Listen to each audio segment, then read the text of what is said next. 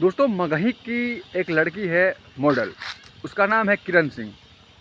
कुछ दिन पहले सब अच्छा था, लेकिन अब कुछ ना कुछ बुरा हो गया है उनके साथ में।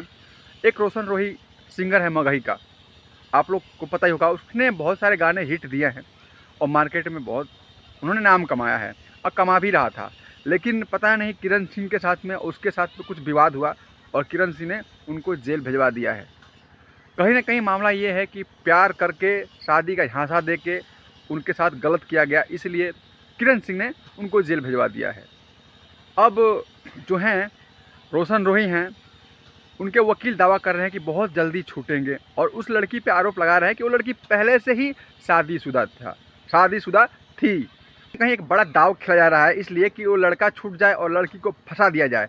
तो मैं अपील करता हूँ कोर्ट से, कचहरी से, थाना से कि सब लोग न्याय दिलाएं और जांच करें पहले, उसके बाद जांच के बाद जो भी दोषी पाए उसको सज़ा दिया जाए। ऐसा ना कि कोई निर्दोष फंस जाए। बाकी आप लोग किरण सिंह के बारे में क्या सोचते हो और रोशन रोही को क्या सोचते हो, आप लोग कमेंट बॉक्स में बता सकते हो। धन्यवाद, नमस्कार। आप देख रहे हैं अर्जुन भोजपुरिया 95 को।